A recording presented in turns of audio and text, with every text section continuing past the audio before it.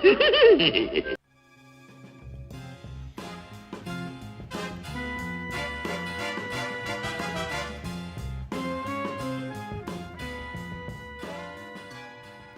this video, I'd like to continue our conversation about parallel and perpendicular lines. In the previous video, part 2, we discussed the definition of parallel lines, and parallel lines have the same slope. Perpendicular lines have slopes that are negative reciprocals of each other. So when we address this problem, write the equation of the line that passes through, that is parallel to y equals negative 2/3 x minus 7 and passes through negative 2/4. Remember from the first video, to write the equation of a line, we need y equals mx plus b. We need that every time. And what you have to substitute into that is an m and a b. So when we finish, we're going to have an m we can plug in and a b value to substitute in. Okay? Now the only reason they give us this equation right here is for the slope. So remember, parallel lines have the same slope. So the slope for our line, y equals mx plus b, must be the same as the slope for this line. Well, the slope for this line, as you can see, is m equals negative 2/3. So that means the slope for our parallel line is also negative 2/3. So right now I have y equals negative 2/3 x plus b. Now I still have to find b. That's why we're given this point x, y over here. So I'm going to substitute 4 in for y, and I'm going to substitute negative 2 in for x to calculate b. Now I've got some fractions to work with here. I need to put this negative 2 over 1 so I can multiply my fractions together. So on the right I still have 4. Negative 2 times negative 2 is positive 4. 3 times 1 is 3 plus b. Now to solve for b, I'm going to have to subtract 4/3 from each side of this equation. Now on the right, of course, it cancels and can continue up here. On the left, it doesn't. So I still have to calculate 4 minus 4/3. And that's going to give me, when I get that calculated, that's going to give me b over here on the right. Okay, now I need a common denominator. That 4 is over 1. I need to multiply it by 3 over 3 so I have a common denominator. So we're doing 12/3 minus 4/3. So we see that? That gives me 12 minus 4 is 8/3. So my final answer is going to be y equals, remember, I'm looking for slope. My slope was up here. Negative 2/3, don't forget your x, plus 8/3. So kind of an involved problem. The first thing we did was note to write the equation of a line, we have to write down y equals mx plus b. And the next thing we did is we used the line they gave us to just pull off the slope. We didn't need any of the rest of it. We just needed the slope. Parallel lines have the same slope, so I used negative 2/3 as my slope.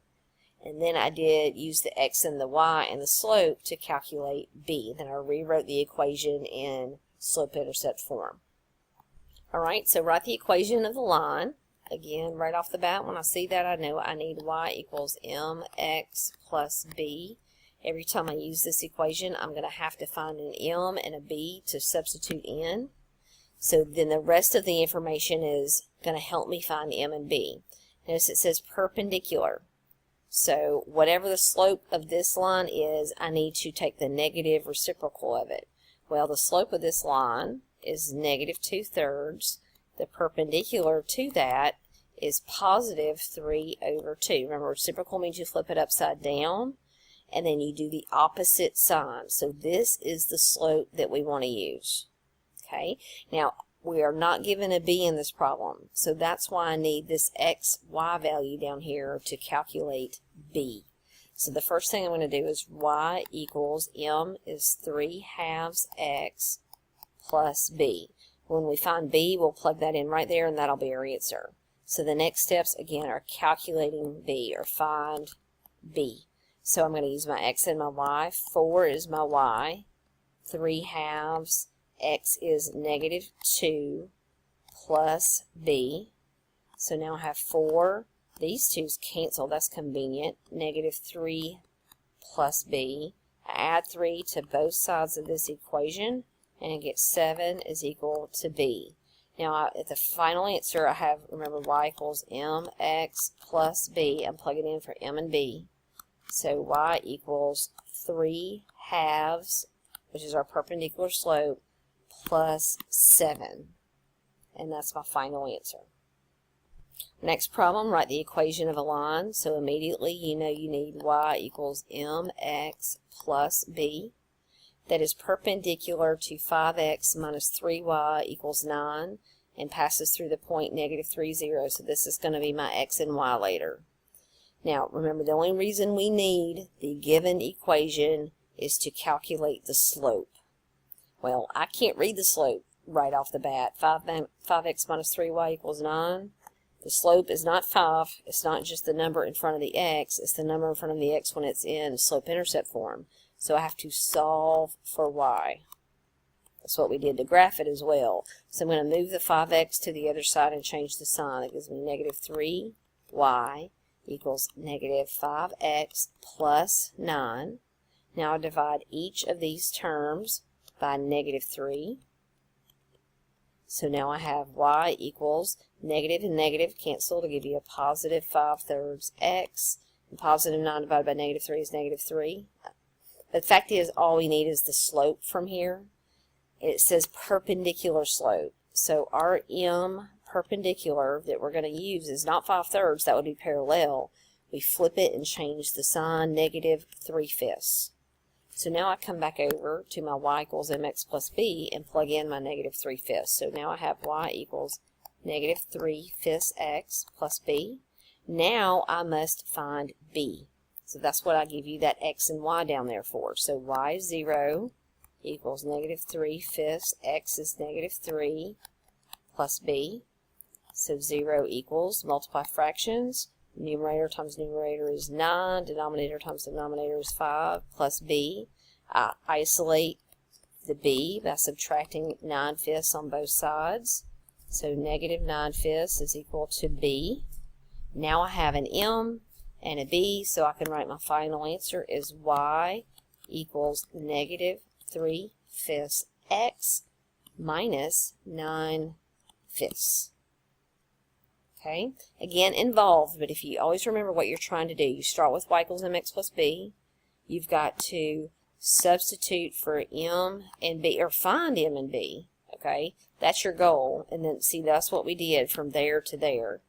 But the work comes in trying to figure out what is m and trying to figure out what is b. M always comes from either you're given 2 points and you use the slope formula, or you're given an equation to find parallel or perpendicular. And b always comes from the point that they gave you, and you plug that in for x and y. Write the equation of the line that is perpendicular to 5x minus 3y equals 9 and passes through negative 3, 0. And I think there's an error there. We just did that problem in green. Let's change this to parallel, okay? We already did the perpendicular story. So let's do y equals mx plus b. How do I know that? Because it said write the equation of a line. Now, what do we need? We need an m and we need a b, right? Okay, the m comes from this equation right here. That's why they gave us that. So in blue, we're going to calculate the slope. Really, we did it on the previous page, but just to make sure, I'm trying to get the y by itself, so I'm going to move the 5x over. Gives me negative 3y. If it's positive on the left, when I move it to the right, it's negative, plus 9. Divide every one of these by negative 3. So I have y equals 5/3 x minus 3. So your slope is 5/3. But we want to do parallel, which means your parallel is also 5/3, right? And then we go back to our problem and plug in our, stand by. Plug in our m and our b. So you have y equals, okay, m is 5/3 x, and then our b, well, we don't know, right? plus b. So that's why they give us this point down here of negative 3, 0. That's our x and our y. So our y is 0 equals 5/3 times negative 3 plus b. So you have 0 equals, the 3's cancel. That gives you negative 5 plus b. You're trying to solve for b, so I'm going to add 5 to both sides. So I get 5 is b. And now you go right back to your top line and write your final answer. You got y equals, our m is 5/3 x, and our b is 5. Now we have two problems on this page. Write the equation of the line that is parallel to y equals negative 2 and passes through 1, 3. And this looks a little different. Again, what I want you to keep in mind is whenever you have like x equals or y equals, and there's the other variable is missing, you either have a horizontal line or a vertical line. And so they're handled a little bit differently. So if I'm dealing with y equals negative 2, it kind of helps to know what that looks like. Okay, so I'm not digging that xy axis. Let's do something a little more stout over here. So here we go. Here's my xy axis, and I know y is negative 2. I need you to have memorized that y equals negative 2 is a horizontal line at negative 2. So that's what that looks like. Now, the point 1, 3, I'm going to graph that point. So the point 1, let's just say, is over here, and then 3 is right here. So that's the point 1, 3. Now, if I were to draw a line parallel to that, right, because that's what it says, parallel, then it would also be a horizontal line. And all horizontal lines, all of them are of the form y equals some number. The question is, what is the y value for my red thick line up here? And it's 3. So the answer to this is just y equals 3. Okay, so this is more of a geometric, a thought process. If you've got a y equals negative 2 and you need to go parallel, it's going to be another y equals problem because you're going the same direction. You need them both horizontal. On the other hand, in green down here, I'm asking you the same question, but I want you to deal with a perpendicular line. So perpendicular means you change the slope, but yet we don't have a y equals mx plus b. We just have y equals negative 2. So if I redraw this, it looks just like it did before. Here's, again, y equals negative 2. And I'm still supposed to pass through the point 1, 3. So let me plot the point 1, 3. Here it is right there.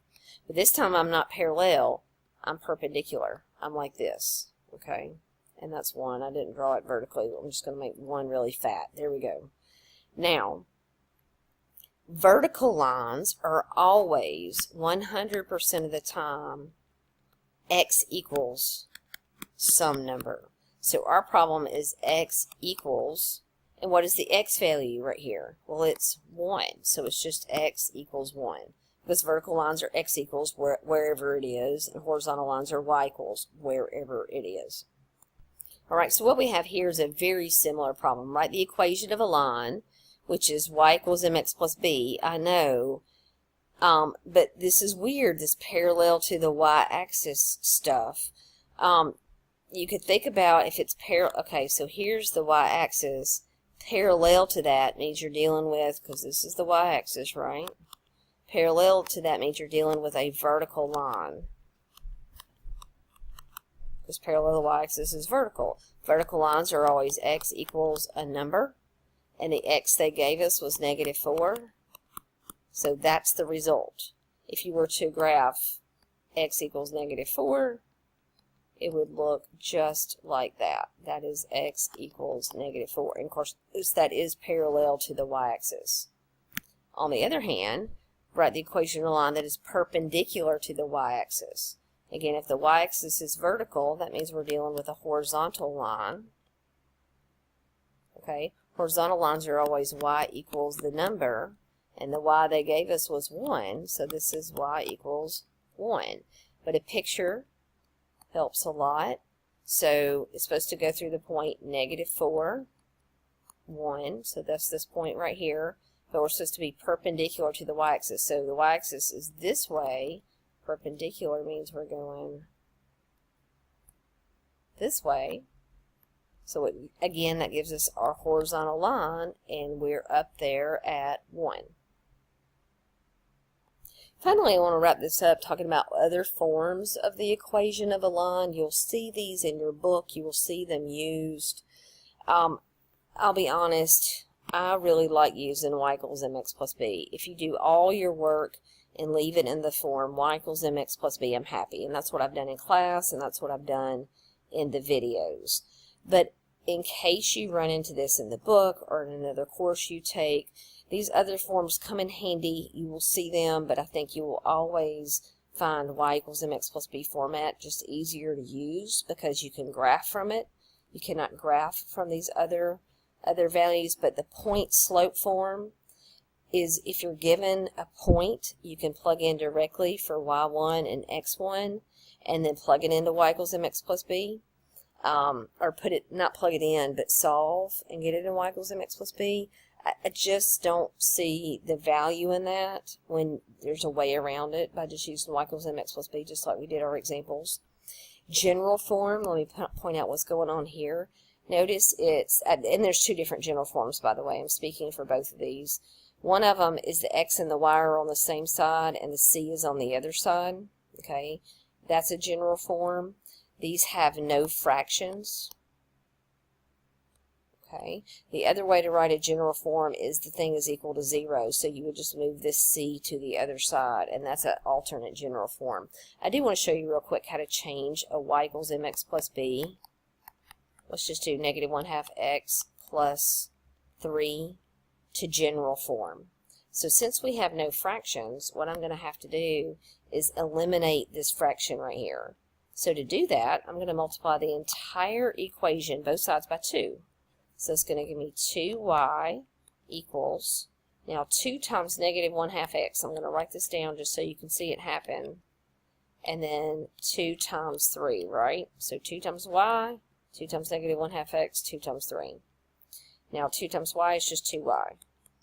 2 times negative 1/2 x, the 2's cancel, so that gives me negative 1x, or just negative x if you like that better, plus 6. So notice that's what's called clearing fractions. We eliminated the fraction. The next step is I'm trying to get it equal to 0 or the c on one side. Now, notice both of these situations have x and y on the same side, so what I'm going to do is add x to both sides. Come up to the top right here. That gives me x plus 2y is equal to 6. And that's one of our general forms. So that would be the third line, fourth line I got going on here, x plus 2y equals 6. If I wanted it equal to 0, I would just subtract the 6 over and give me x plus 2y minus 6 equals 0. And that's another general form, or an alternate general form. So if you're ever asked to put a straight line in general form, that means eliminate the fractions by multiplying by whatever denominator you have in your fraction. If you don't have a fraction, good, then you could just move on to the next step, which is getting your x's and y's on one side. And then depending on what your book wants, whether they want a number on one side or they want 0 on one side, you can just move the terms to the other side. So I hope that extra little bit helps if you're confused about some of the requests in the homework. But if you do your homework that's all in the format of y equals mx plus b, I am happy with that.